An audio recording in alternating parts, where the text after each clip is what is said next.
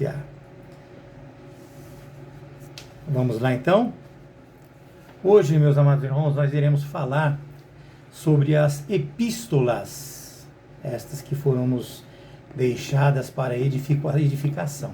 E nós iremos falar a respeito da influência que elas exercem no nosso ser, ou da influência que elas deveriam exercer no ser de qualquer pessoa, não apenas em nós cristãos que aqui estamos participando deste ensino, participando desta aula. E eu gostaria de iniciar passando para vocês que as epístolas apresentam instruções vitais para a compreensão da doutrina cristã, bem como para a formação do cristão. Essa é a verdade prática que nos traz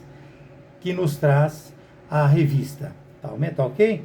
Então, em cima desta verdade prática, nós estaremos hoje trabalhando com os irmãos sobre essas epístolas, sobre estes escritos. E para isso nós precisamos deixar claro para os irmãos o que significa epístola. Epístola, ela é uma carta, meus amados irmãos. Ela traz para nós uma ordem, traz para nós um ensinamento, uma mensagem que tem um destino certo, é uma mensagem que vem verdadeiramente para nos atingir. Ela se diferencia dos outros escritos que nós temos na Bíblia exatamente por isso. Eu vou falar do Novo Testamento para os irmãos, só para fazer uma pequena separação aqui. Um exemplo, os evangelhos. Os evangelhos também são escritos, não há diferença nisso. Também são mensagens, não há diferença nisso. Também são ensinos, não há diferença nisso. Mas os evangelhos, eles são uma exposição acerca de Jesus Cristo. E aí nós temos uma pequena diferenciação. O restante fala de Jesus Cristo, mas ela fala a nós. Os evangelhos, eles expõem Jesus Cristo a nós. Existe uma diferença. O livro de Atos, eles são escritos? Eles são uma carta? Sim, são uma carta. São mensagens, na verdade, são explicações e são exposições históricas feitas a Teófilo, que foram canonizados pela igreja e foram expostas ao seu povo, ou seja, a cada um de nós, a cada um, inclusive dos ímpios, das pessoas que não estão ainda na relação com Deus, mas que buscando isso, elas podem sim, através desses ensinos, acessar. O livro de Apocalipse, ele é o mais próximo do que seria uma epístola. Então ele também é uma carta, uma exposição, ele traz ensinos, traz mensagens, e ela traz uma ordem com destino. Então nós temos um destino, essa ordem vem e nos leva a um destino, nos leva a algum lugar. Não sei se os irmãos entenderam, mas essa aula vai ficar gravada, quem quiser depois ouvir novamente, e se precisar de mais algum esclarecimento, eu posso passar através de PDF, e no pessoal também nós podemos conversar a respeito disso. A nossa aula, ela se torna um tanto quanto curta, nós temos no máximo 50 minutos para expor tudo o que nós gostaríamos, e são assuntos que, vou ser sincero com os irmãos, levariam semanas para serem expostas, mas nós procuramos fazer o melhor.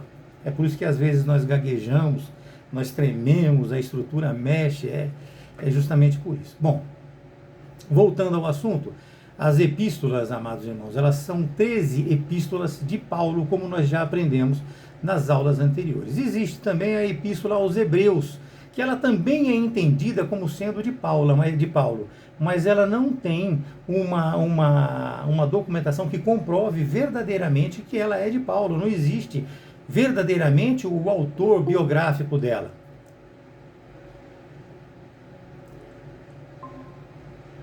Paz do Senhor, pastor. Deus abençoe.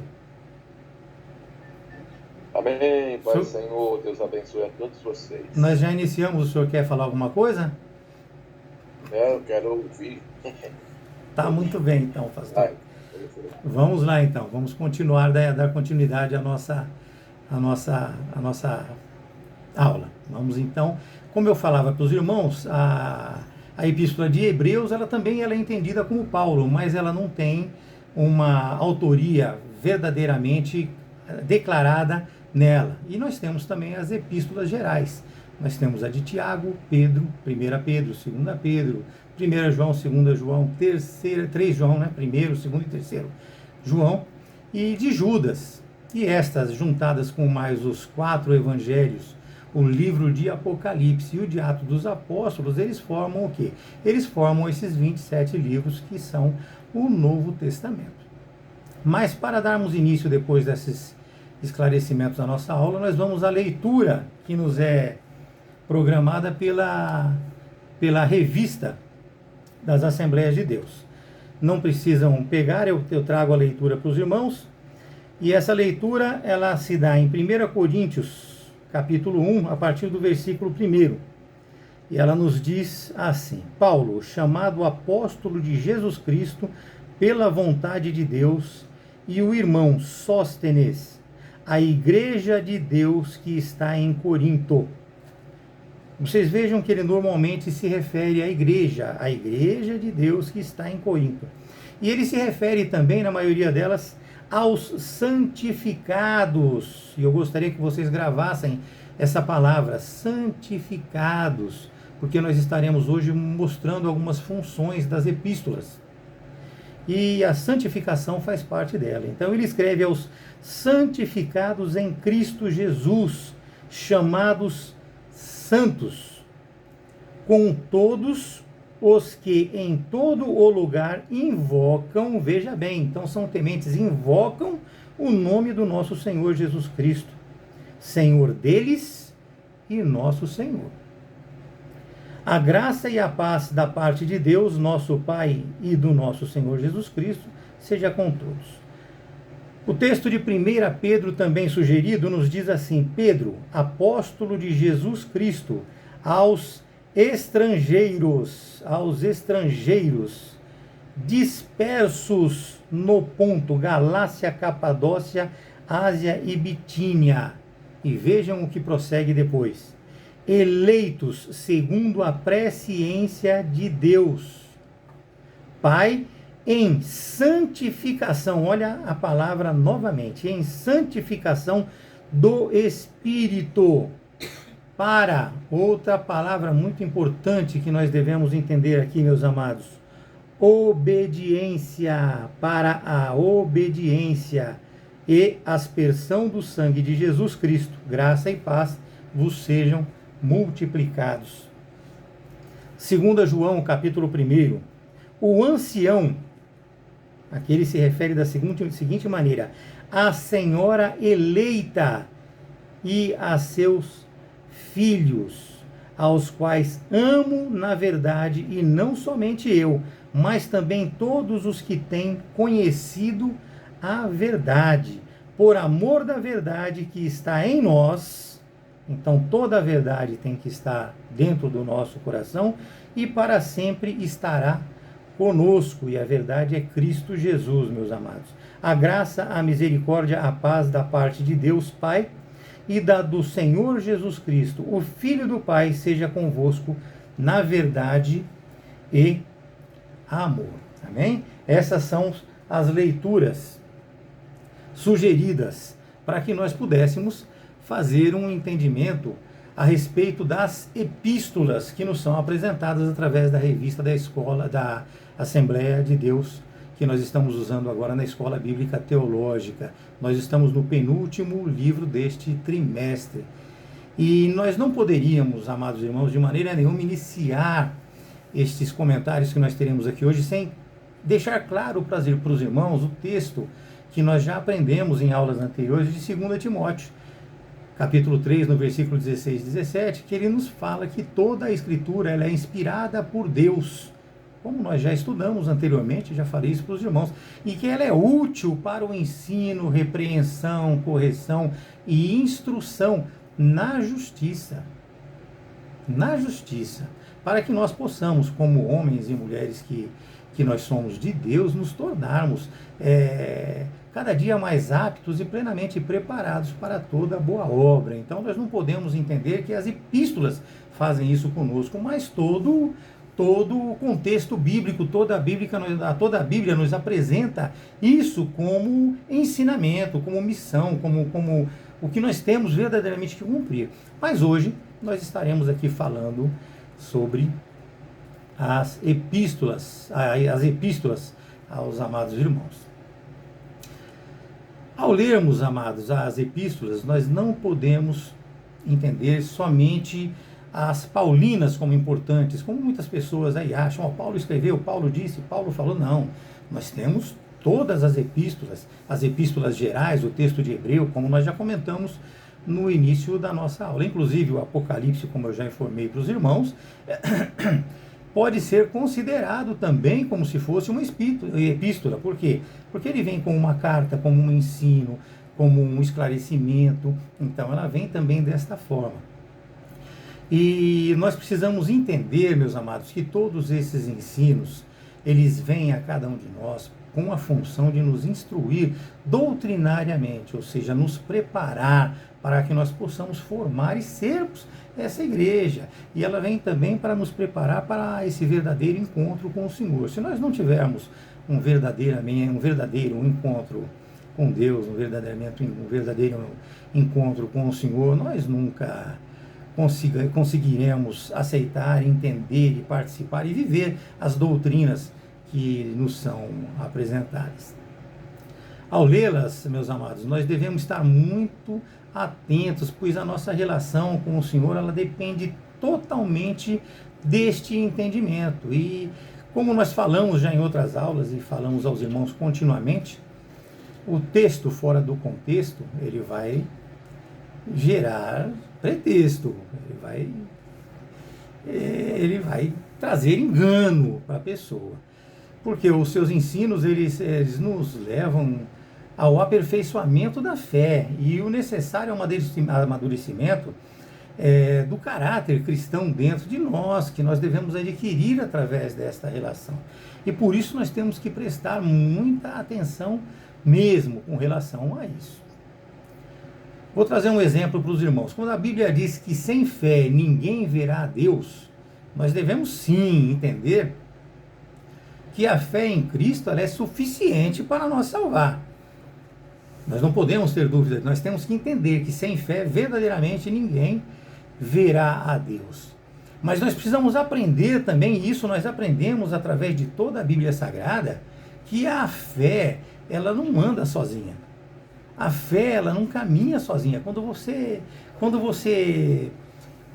passa a ter fé verdadeira em Cristo, isso nos leva a certas responsabilidades, nos leva a ter certas atitudes, e nós vamos ver isso durante o transcorrer desta nossa aula. Então, nós veremos que muitos exemplos nos são dados para que nós possamos seguir. Nós vamos usando o texto de Efésios 2, no versículo 8 e 9, que nos diz que nós somos salvos pela fé, e que isso não vem de nós, é um dom de Deus, e não por obras, para que ninguém se glorie. Uma pessoa que faz uma primeira leitura dessa, ele vai entender que a fé é a fé, e as obras, elas não vão servir para nada. Por quê? Porque se alguém faz algumas obras, ele pode se gloriar disso, e ele pode simplesmente usar essas obras para que ele seja salvo. Porém, quando nós lemos Tiago, que é outra epístola, nós estamos aqui falando das epístolas, quando nós vemos em Tiago, no capítulo 2, no versículo 17, se eu não me engano, até o 19, ele diz que as obras, elas dão vida à fé. E aí, como é que nós ficamos? Como é que uma pessoa despreparada, como é que uma pessoa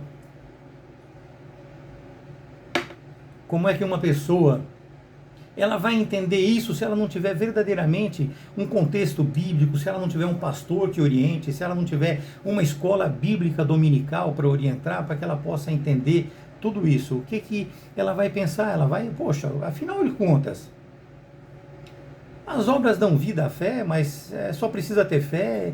Isso traz uma confusão na cabeça das pessoas mal preparadas ou nas pessoas despreparadas. E o que ela nos diz com isso? Diz que elas são provas que são feitas por fé e amor. É uma entrega perfeita à prática da palavra de Deus. Então, essas obras, elas são as provas feitas pela fé. Eu não sei se eu me fiz entender aos irmãos. Isso vai nos levar a uma transformação, ou seja, a uma conversão que nos leva a uma mudança de caráter, que seria, vamos dizer assim, um conjunto de características e traços relativos à maneira de que nós vamos agir ou à maneira de que nós vamos reagir às pessoas, aos fatos e às situações. O nosso agir, ele vem pelo Espírito Santo, e isso é claramente obra de Deus. Então Deus fez uma obra na nossa vida. Deus fez um trabalho na nossa vida. Então nós precisamos viver verdadeiramente esse processo, e este vem com o quê? Vem com a proximidade das Escrituras. Isso vem com a oração, e este, na verdade, meus amados, é o único caminho para que nós possamos viver verdadeiramente este processo. É a proximidade com as Escrituras sagradas, é a relação com Deus através da oração, é o entendimento de tudo, é você principalmente, ter uma pessoa que te ensine e te oriente de uma maneira perfeita, de acordo com a palavra de Deus, de acordo com a palavra de Deus. Nós precisamos estar próximos dessas pessoas. Essas pessoas vão cometer erros, vão cometer falhas? Sim, elas vão cometer erros e vão cometer falhas, mas nós precisamos estar do lado dessas pessoas. Por quê? Porque essas pessoas são perfeitas para nós, porque nós também erramos, nós também cometemos falhas, mas as nossas falhas não divergem, elas existem, mas elas não divergem daquilo que nós podemos cometer estando na presença de Deus. Nós vamos estar sempre ali lutando, nós vamos estar sempre ali trabalhando, nós vamos estar sempre vivendo essa proximidade das Escrituras, essa oração que nós faremos constantemente com Deus, junto com essas pessoas que boas que são, que querem o nosso bem, que estão nos orientando e nos ensinando. Quanto mais próximos de Deus nós estivermos, mais nós experimentaremos, meus amados, a boa, a perfeita e agradável vontade de Deus para nossas vidas. Às vezes nós estamos afastados de Deus e criticando Ele. Por quê? Porque, meu Deus, eu estou passando por isso, por aquilo, o outro. Se aproxime de Deus. Busque a Deus.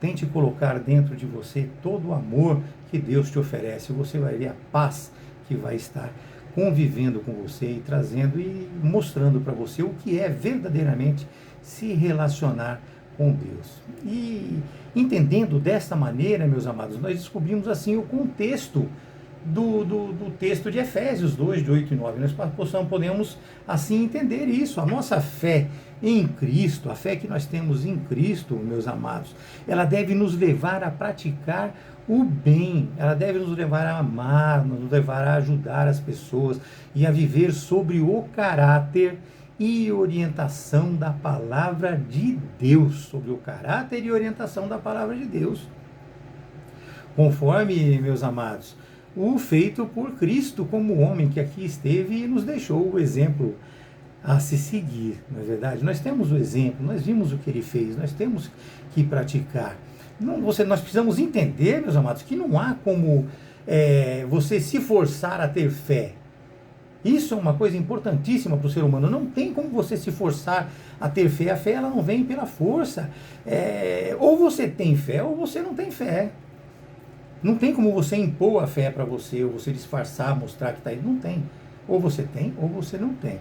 E se você as tem, com certeza pelo amor, ela virá acompanhada. Se você tem fé em Deus, se você tem fé em Cristo, ela com certeza ela vai vir acompanhada. Ela vai acompanhada de quê? De maravilhas espirituais e humanas a serem vividas. Não sei se eu estou conseguindo me fazer entender os irmãos, mas ela vem acompanhada. A fé ela não vai andar sozinha. Já as obras, meus amados irmãos, é um pouco diferente. Muitos motivos levam o homem a praticá-las. Muitos motivos levam os homens a praticá-las. Inclusive o tentar com ela surrupiar a salvação. Eu vou tendo fé, vou ficar ali na igreja, e aí quando a multidão dos eleitos entrar, eu entro junto. Tentando surrupiar. Então você vai mostrando fé, mas você só está mostrando fé para aqueles que estão do seu lado. Deus Ele conhece todas as coisas, Ele sabe de tudo. Então é impossível você enganar a Deus ou tentar surrupiar. Então a fé ou se tem ou não se tem. Você pode fazer obras também para você aparecer socialmente, para você mostrar que você tem controle, que você tem superioridade, até mesmo com o intuito de humilhação, amados. A gente não quer nem falar sobre isso, mas às vezes você até quer mostrar obras com o intuito de humilhar as pessoas.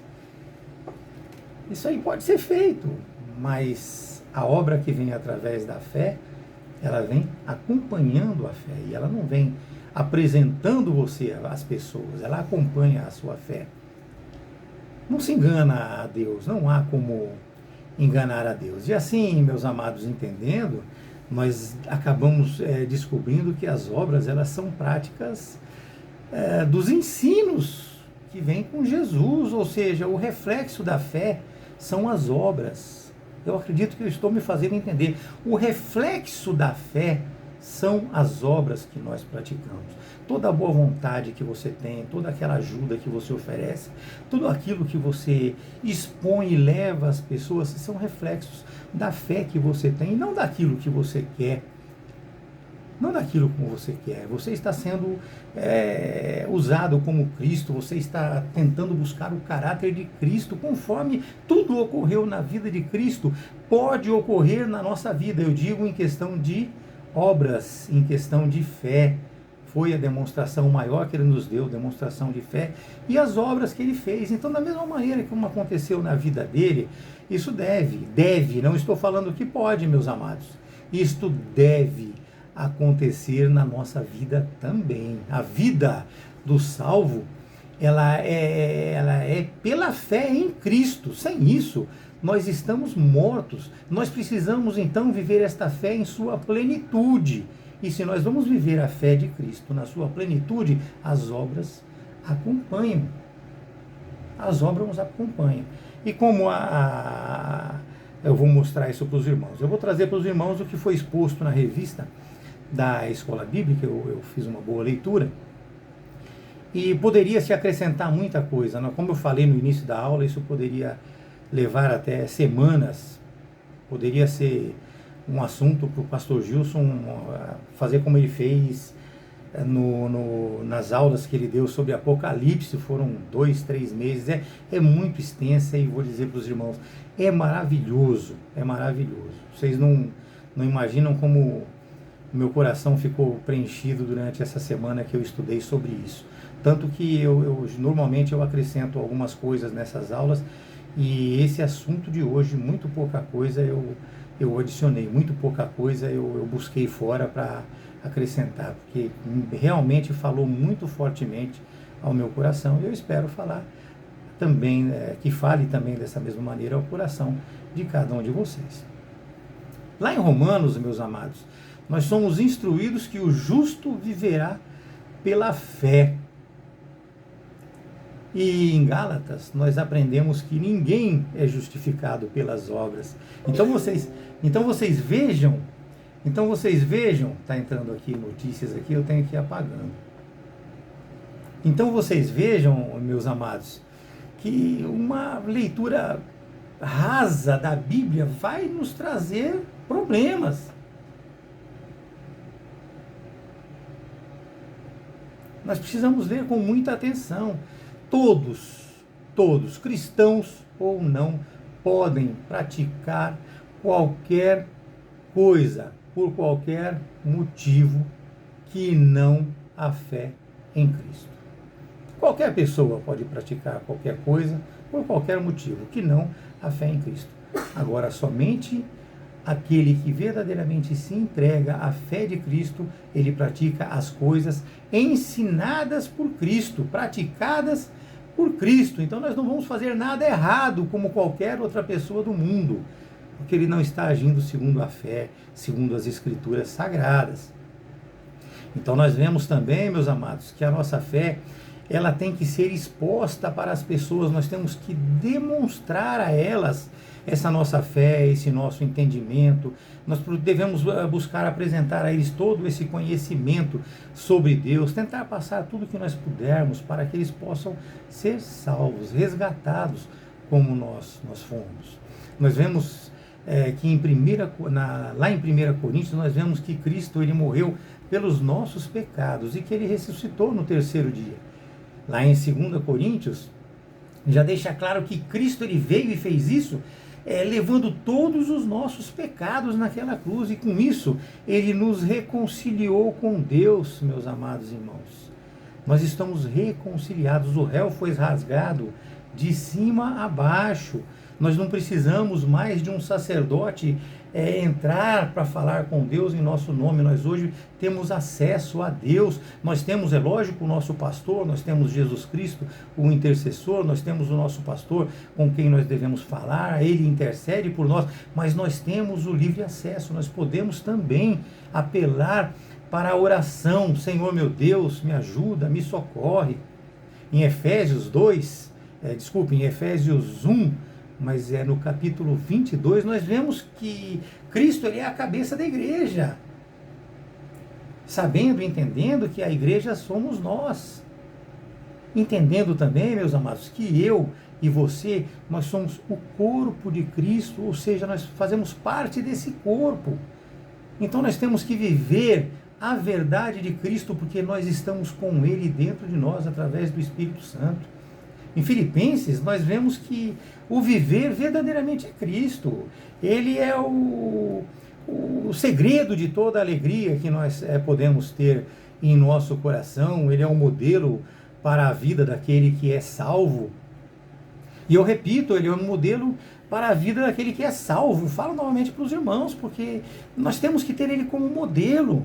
Então não pense que o salvo ele pode viver e permanecer de qualquer jeito, como ele está. O pastor Justo falou semana passada, retrasada, acredito, sobre isso, que nós vamos a Cristo como nós estamos, mas ali há necessidade dessa transformação, há necessidade desse relacionamento. Então nós precisamos verdadeiramente buscar essa transformação. Nós precisamos lutar por uma perfeita harmonia com a palavra de Deus, meus amados. Desta forma, a nossa igreja, a igreja unida com Cristo, ela ressuscita com Ele também para uma nova vida. Nós precisamos ter Ele como suficiente e participar disso tudo. Nós vemos também que existem ensinos sobre a vinda de Cristo lá em 1 Tessalonicenses. Então ela nos explica como ele vai vir, como é que nós temos que estar preparados, que nós precisamos nos conservar irrepreensíveis no Espírito, e não é só no Espírito. Se engana quem pensa que é só no Espírito, é no Espírito, é na alma, e o mais importante é no corpo. Então o que nós ouvimos na nossa igreja, nós devemos cuidar do nosso corpo, nós devemos zelar por nosso corpo. E quando o pastor nos fala que nós devemos zelar, porque ele é a morada do Espírito Santo, ele é verdadeiramente a morada do Espírito Santo, e com isso nós temos que cuidar dele.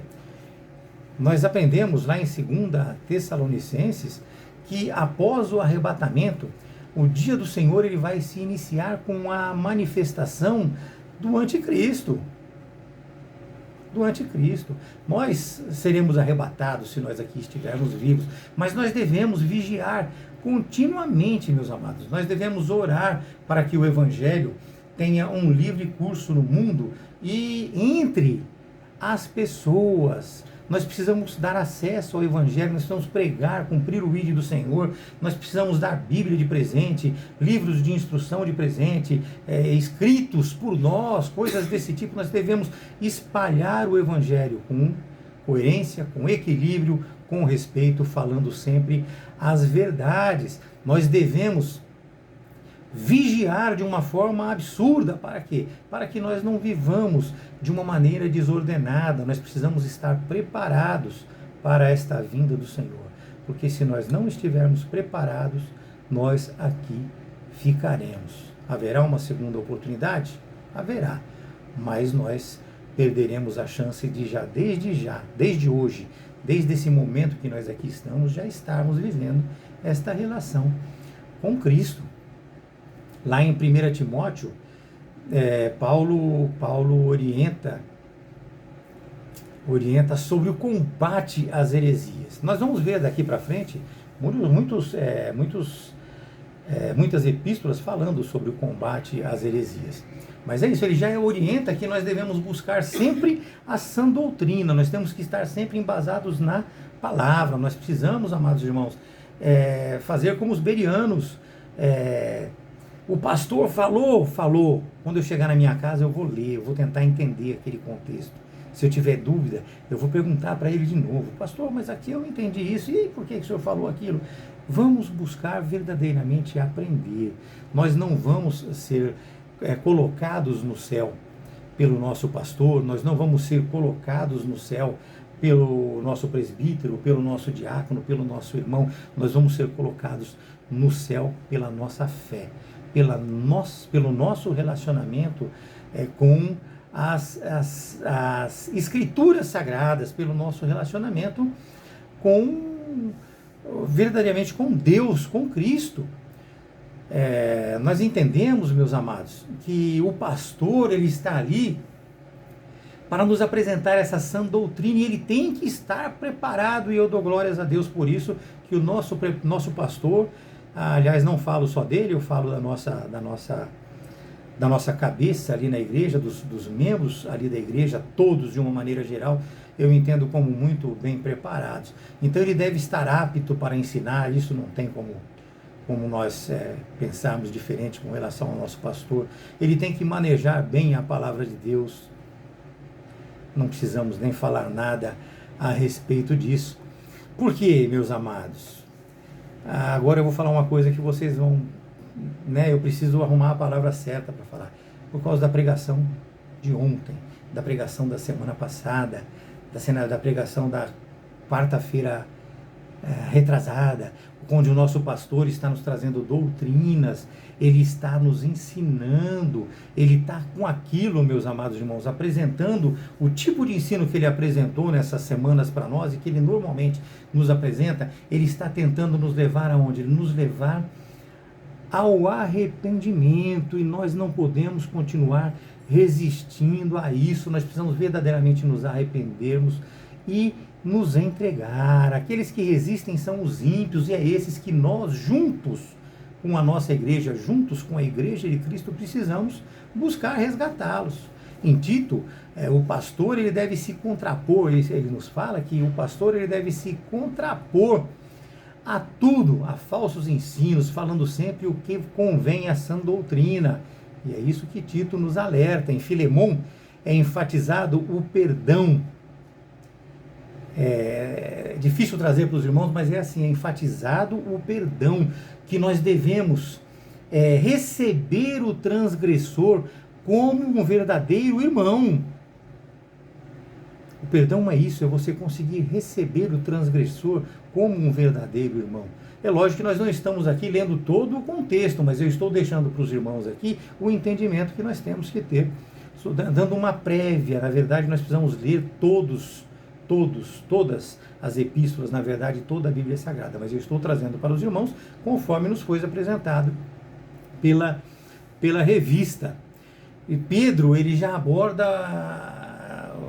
ali o sofrimento cristão, e ele ensina que essas provações nos fortalecem, amados. Então leiam para entender sobre tudo isso que nós estamos falando aqui hoje. Que nós precisamos nos santificar, e nós precisamos suportar todos esses agravos que vêm sobre nós, buscando nos alegrarmos em nossas aflições. É difícil se alegrar nas aflições, mas nós precisamos buscar nos alegrar com isso também, porque servem de ensino para nós. Elas nos servem como orientação, como preparação. Deus é aquele que confirma, é aquele que te aperfeiçoa, é aquele que te fortifica, e é aquele que vai te estabelecer como crente fiel. E para isso nós precisamos verdadeiramente estar ali firmes, lutando, provações vão vir. Nesse mundo tereis aflições. Isso foi nos dito por Cristo. Nesse mundo nós teremos aflições, nós precisamos passar por tudo isso com muita fé. Nós estamos sendo aperfeiçoados por Cristo e temos força no nosso relacionamento com Ele. E em 2 Pedro, volta a se falar de falsos profetas. E ele anima a igreja a manter-se imaculada até a volta de Cristo. Então nós temos que perseverar, nós temos que ficar atentos a esses falsos profetas e temos que estar sempre animados em Cristo. Vejam bem, irmãos, nós precisamos passar verdadeiramente por uma transformação, nós precisamos ser revestidos pelo Espírito Santo e resistir a esses falsos profetas, a esses pecados, a esses erros. Às vezes a necessidade humana, ela nos leva a certos lugares que muitas vezes nos deixam meio que sem saída. João, ele nos fala sobre falsos ensinos. Vejam, novamente, como eu disse para os irmãos, eles vão nos alertar sobre esses falsos ensinos, e ele ensina que os salvos, ele deve viver em plena comunhão com Deus e com os irmãos da igreja. E não pode esquecer de buscar o resgate daqueles que ainda não o são. Ele ensina que nós devemos nos afastar das obras do pecado e que nós devemos perseverar sempre na doutrina de Cristo. E aqui eu paro para trazer um grifo para os irmãos que eu não sei nem como falar, mas vamos ver se eu me faço entender. Poderia um cristão com uma fé verdadeira em Deus, um relacionamento verdadeiro com Deus, praticar alguma obra de pecado? Ou deixar de praticar as obras de Deus? Essa é uma pergunta que eu deixo para os irmãos. Então, como é que nós podemos dizer que nós temos verdadeiramente fé se nós ainda estamos praticando algumas obras do pecado? É lógico que nós sempre seremos pecadores, mas eu digo a prática, o costume, viver com aquelas coisas que nós vemos aí pelo mundo. É difícil, né, meus amados? O texto de João, ele nos diz assim que nós não devemos seguir o mal, mas sempre o bem. Hebreus 9, ele nos fala da supremacia de Cristo como sumo sacerdote, que com o seu próprio sangue ele nos trouxe a eterna redenção. Então nós precisamos entender que Cristo, ele veio, é o nosso sacerdote, e ele nos trouxe a redenção eterna. Nós precisamos viver esta redenção, viver essa liberdade que nós recebemos. Tiago, como nós já dissemos para os irmãos no começo, ele apresenta que a fé sem as obras são mortas, e eu já fiz uma explicação, acredito que clara para os irmãos, do que são essas obras nesta relação com a fé, declarando assim, ele declara assim que a fé, ela é demonstrada através dessas ações testificativas, dessas ações vivas e santificadoras, que na verdade são bastante eficazes, elas mudam verdadeiramente a nossa vida. E ele nos adverte para que nós sejamos praticantes da palavra e não apenas ouvintes. O salvo, meus amados irmãos, ele é exortado a batalhar pela fé, devendo orar e perseverar na esperança da vida eterna que ele já tem de Deus. Ele tem que ter sempre muito cuidado com as heresias, e isso nos ensina a epístola de Judas. Nós precisamos ter muito cuidado com as heresias. Nós precisamos prestar atenção, meus queridos, que nós somos advertidos direto quanto a heresias, e que nós devemos nos manter santos na esperança desta eternidade ao lado de Jesus. Na doutrina de justificação das Assembleias de Deus, ela nos esclarece que nós somos justificados única e exclusivamente pela fé na graça divina. Ela nos diz que as obras não podem nos salvar no sentido daquilo que eu expliquei para os irmãos. Esta é a nossa declaração de fé. Quem crê na restauração do homem pelo arrependimento e fé, que crê no arrependimento do homem pela fé e pelas obras praticadas daquela maneira como foi exposta aos irmãos. Já a doutrina da santificação, ela nos esclarece que é quem leva uma vida separada do pecado. O salvo, ele justificado, ele entra em um processo de santificação, conforme nós lemos nas leituras sugeridas. Então isso tudo ele é um processo de santificação pelo qual nós passamos. Isso nós achamos em Romanos 6. Essa santificação, meus amados, ela vai se aperfeiçoando durante a nossa jornada cristã. Ela não vem de uma hora para outra. Não adianta você achar que é um passe de mágica. Meus irmãos, muito eu tenho falado com vocês sobre entrega verdadeira ao Espírito Santo. E nós precisamos muito permitir a ação do Espírito Santo, pois é Ele que nos prepara, é Ele que nos santifica. Entendam que nós precisamos nós precisamos purificar tanto na carne como no espírito, porque sem a santificação ninguém vai ver o Senhor. E nós muitas vezes achamos que a nossa santificação é a hora que nós paramos e pensamos, ou oramos espiritualmente, falamos com Deus. Não, meus amados. Nós precisamos praticar isso no nosso espírito, na nossa alma. Nós precisamos praticar isso no nosso corpo. Nós precisamos manter o nosso corpo puro, meus amados. Puro, puro, puro. A doutrina da glorificação, segundo as Assembleias de Deus, e é o que nós cremos, ela entra em ação aí a graça do nosso Senhor Jesus Cristo, pela qual nós somos salvos, justificados pela fé. Vê que uma ligação, uma coisa leva a outra. Santificados pelo Espírito até a estatura de Cristo. Vejam o que nós estamos falando aqui. Até a estatura de Cristo. E é assim, meus amados, que nós devemos prosseguir até o final do nosso processo da salvação. É um processo pelo qual nós passamos, nós vamos nos aperfeiçoando, nos aprimoramos. A glória que nós perdemos lá no Éden, lá no fim,